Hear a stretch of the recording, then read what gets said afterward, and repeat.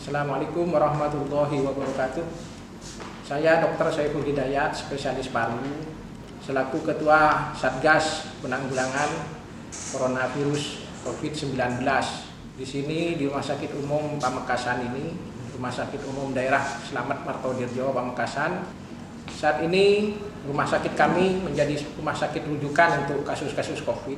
Dalam hal ini, pada kesempatan ini, saya ingin menyampaikan kepada seluruh halayak dan seluruh lapisan masyarakat bahwa COVID itu memang benar-benar ada. Dari banyak kasus yang saya tangani, ya alhamdulillah banyak yang sembuh, tapi juga ada sebagian yang meninggal.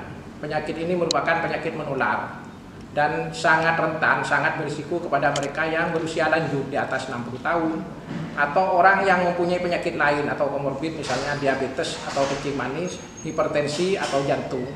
Ini sering kasusnya menjadi berat dan menjadi tidak tertolong.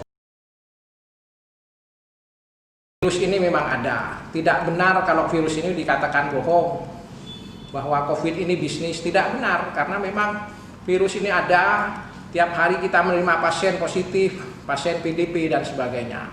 Untuk menetapkan dia PDP pun kita sudah punya standar, punya aturan. Pasien datang kita periksa, kita tanya keluhannya, kemudian diperiksa, kemudian diambil darahnya, labnya, kemudian dilakukan pemeriksaan futur ronsen, dilakukan rapid test dan sebagainya, sehingga kita menentukan di situ apakah ini masuk PDP atau tidak. Tidak semata-mata isu yang beredar bahwa rumah sakit katanya berbisnis, semua yang datang di COVID-kan. Itu tidak benar, karena kita sudah melakukan prosedur, melakukan pemeriksaan dari awal sampai akhir, dan kita sampaikan kepada pasien hasil dari pemeriksaan itu. Kalau dia memang COVID, ya kita sampaikan hasilnya. Harus ditempatkan di ruang isolasi, harus di ruang khusus. Kalau bukan COVID, ya kita juga sampaikan. Tidak mungkin kita berbohong tentang penyakit ini. Kita lihat saja bahwa penyakit ini pun menimpa siapa saja.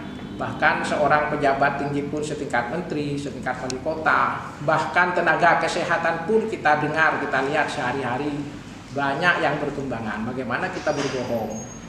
Dan ini terjadi di seluruh Indonesia dan seluruh dunia. Bagaimana orang berbohong kompak dari seluruh dunia, mulai dari negara-negara katakan bukan negara muslim seperti Amerika, Italia dan sebagainya. Bahkan negara Islam atau negara muslim seperti Saudi pun juga banyak korban di situ. Jadi ini memang penyakit wabah atau pandemi yang terjadi di seluruh dunia. Banyak hoax atau berita-berita yang tidak jelas di medsos itu yang justru malah menambah beban bagi kami, menambah beban, sehingga sampai saat ini Pamekasan pun masih termasuk zona merah. Artinya zona merah itu kasus-kasus positif atau kasus PDP tiap hari makin banyak, bukan malah makin menurun.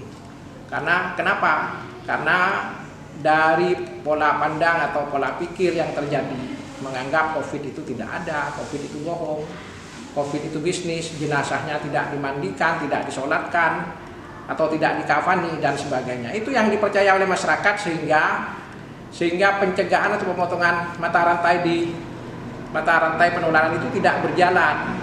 Kasus itu terjadi terus-menerus, tidak akan pernah berhenti. Bagaimana akan berhenti kalau dia sendiri sudah nggak percaya? Ketika ada jenazah COVID, kita pulangkan memakai ambulan, di tengah jalan dihadang. Ada jenazah COVID yang diambil paksa di ruang isolasi, keluarganya tidak mau protokol kesehatan. Ini kan menjadi suatu hal yang sebenarnya ironis ya. Kita ingin COVID ini cepat berakhir, tetapi kasus-kasus ini terus terjadi sampai sekarang. Kepada seluruh lapisan masyarakat, bahwa COVID ini hanya bisa dilawan bila kita bersatu. Dari hulu itu apa? Dari pencegahan atau pemutusan rantai penularan. Pemutusan rantai penularan itu dengan apa? Dengan melakukan protokol kesehatan.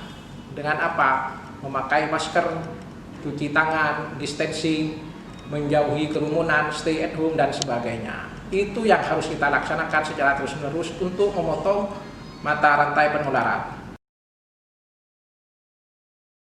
Sekali lagi, ini perlu pemahaman, perlu tekad yang kuat untuk bersama-sama, jangan hanya mengandalkan tim medis atau tim kesehatan, karena itu hanya di hilir. Yang tidak kalah pentingnya adalah di hulu, yaitu pencegahan tadi. Mungkin itu yang bisa saya sampaikan. Mudah-mudahan kita tidak patah semangat untuk bertekad memberantas atau melawan COVID-19 ini. Sekian, Assalamualaikum warahmatullahi wabarakatuh.